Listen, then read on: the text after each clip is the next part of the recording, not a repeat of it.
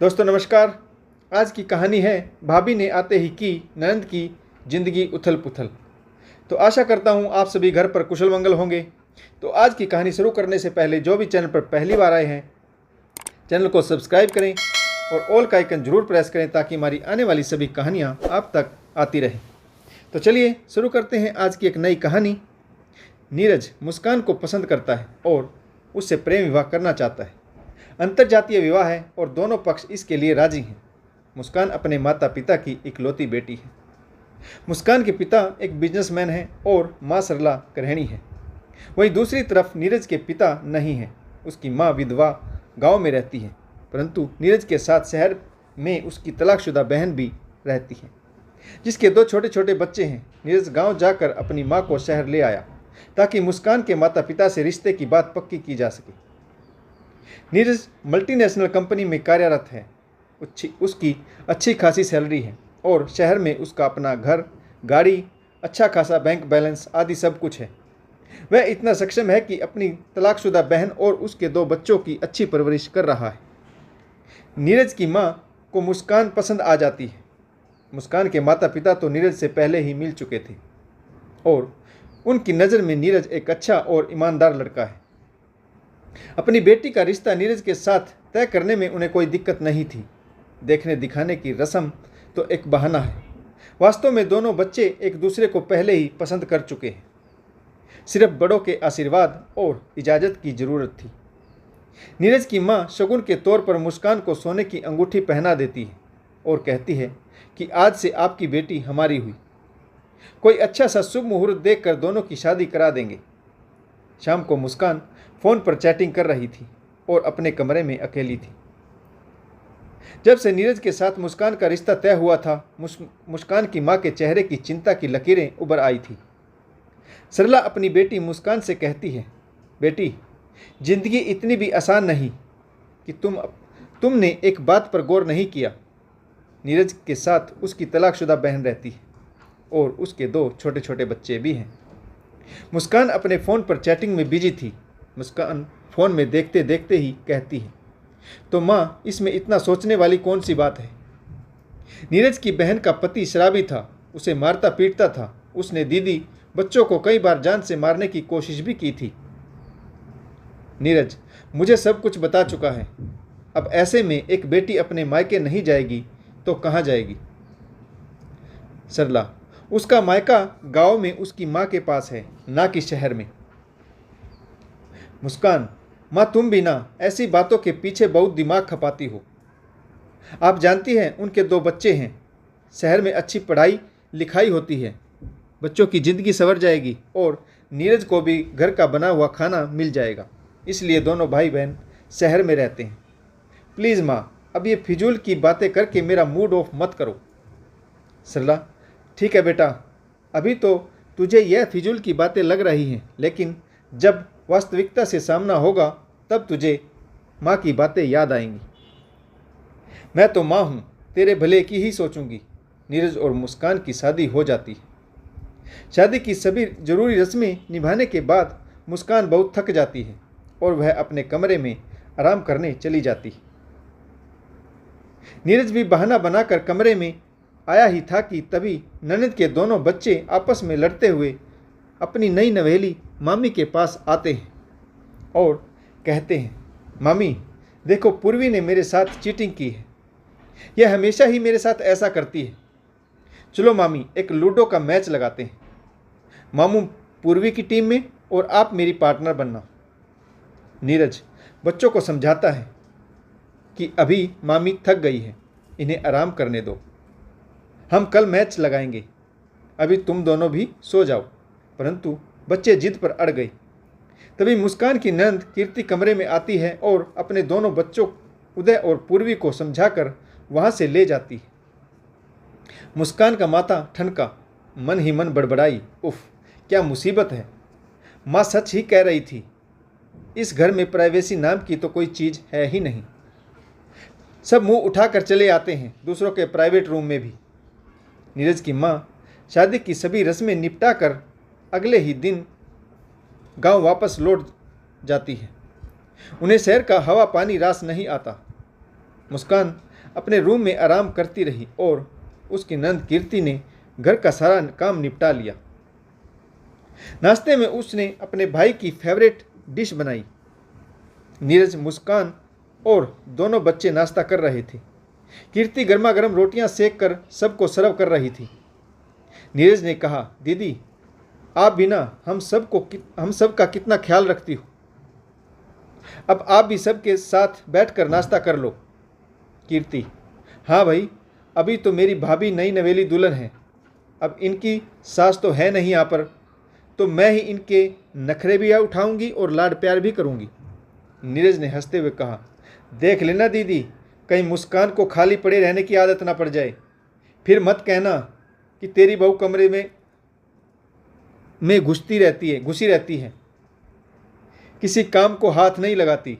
नीरज की इस बात से सभी हंसने लगे। मुस्कान ने भी हल्की सी हंसी बिखेर दी। फिर कीर्ति ने कहा, भाई भाभी को कहीं घूमने फिरने भी ले जा रहे हो या यूं ही बातों बातों में राजी कर दोगे? नीरज बोला, दीदी मैं सोच रहा था अगले महीने बच्चों की गर्मियों की छुट्टियां पड़ रही है, क्यों ना हम सब मिलकर ऊटी घूमने चलें। इस बहाने बच्चे भी घुमाएंगे और आपका मन भी हल्का हो जाएगा। सारा दिन इस चारदीवारी में खपाती रहती हो, बाहर की दुनिया देखोगी तो मन भी प्रसन्न होगा। मुस्कान को गुस्सा आ गया और वह चिढ़ते हुए बोली, शादी इस महीने हुई है तो हनीमून अगले महीने क्यों? और हमारे हनीमून का बच्चों की छुट्टी से क्या ताल्लुक? मुस्कान गुस्से से पैर पीटते हुए अपने कमरे में चली गई। नीरज ने आस्था भरी नज़रों से कीर्ति की तरफ देखा। कीर्ति का चेहरा उतर गया था, परंतु परिस्थिति को संभालते हुए बोली, भैया भाभी ठीक ही तो कह रही है। अब हर जगह हमें ले जाना जरूरी है क्या? आपकी नई नई शादी हुई है, भाभी को टाइम दो, उन्हें इस घर में एडजस्ट होने में वक्त लगेगा।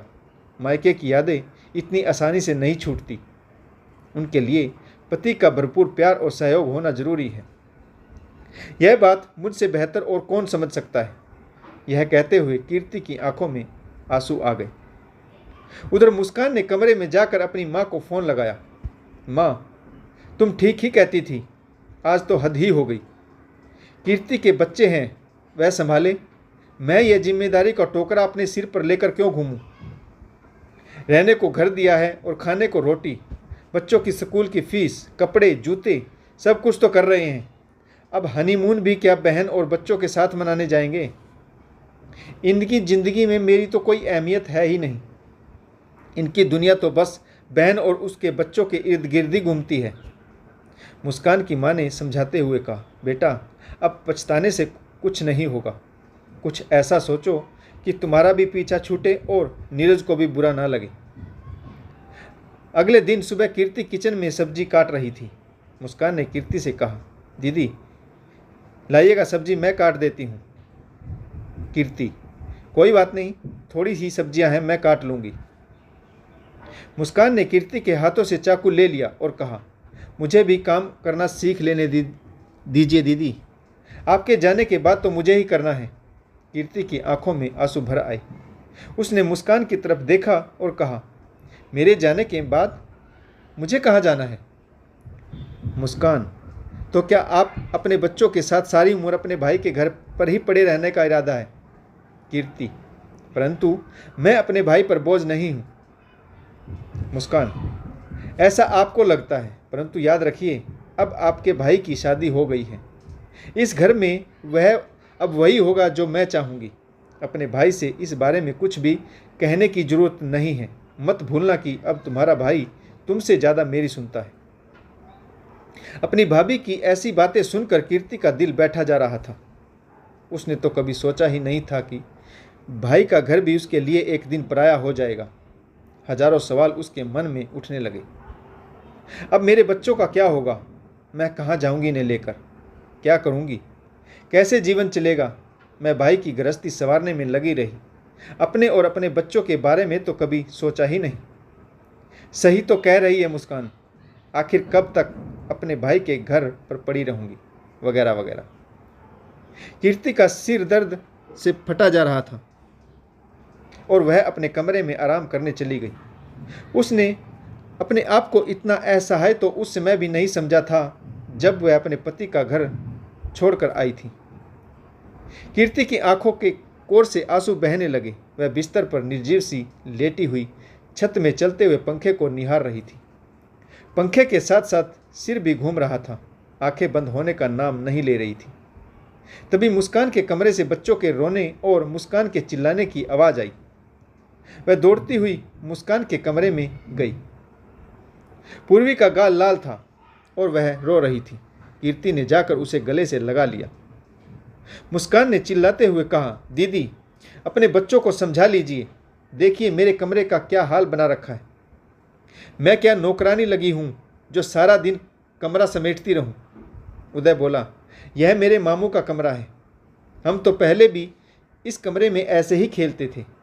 मुस्कान बोली, आइंदा इस कमरे में कदम भी मत रखना वरना टांगे तोड़ दूंगी। कीर्ति ने अपने फूल से बच्चों को कभी 2 उंगलियां भी नहीं लगाई थी। उसका गला रुंध गया। वह बोली, भाभी बच्चे हैं, प्यार से समझाओगी तो मान जाएंगे। मुस्कान, प्यार से समझने वाली नस्लें नहीं है ये, बिगड़ेल पिता की बिगड़ेल औलाद। अब कीर्ति के पास कहने और सुनने के लिए कुछ भी नहीं था। वह रोते हुए अपने बच्चों को लेकर मुस्कान के कमरे से बाहर निकल गई। कीर्ति ने अपने सामान को समेटा और दोनों बच्चों के साथ अपनी माँ के पास गांव चली गई। शाम को नीरज जब ऑफिस से लौटा तो घर बिल्कुल सुनसान था। उसने मुस्कान से पूछा, बच्चे और दीदी कहाँ हैं? मुस्कान ने कहा, दीदी बच्चों को लेकर गांव में माँ के पास चली गई है और कह रही थी कि अब भाई को संभालने वाली भाभी आ गई है तो मुझे भी अपनी ज़िंदगी में आगे बढ़ना चाहिए।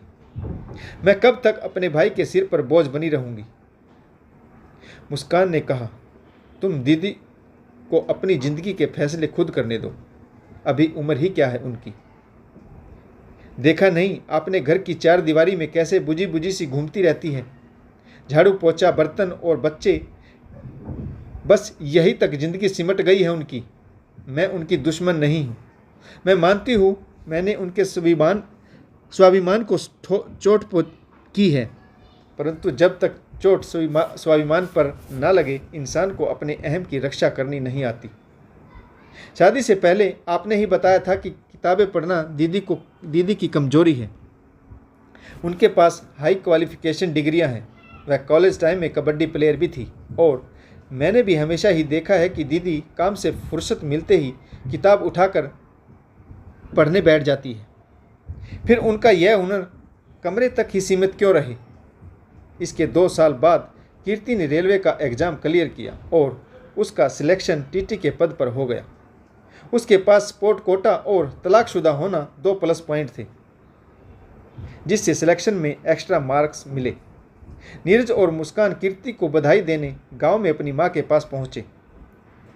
तब कीर्ति ने मुस्कान से कहा, भाभी अब मैं अपने भाई पर बोझ नहीं हूं, मैं सक्षम हूं अपना और अपने बच्चों का भरण पोषण करने के लिए।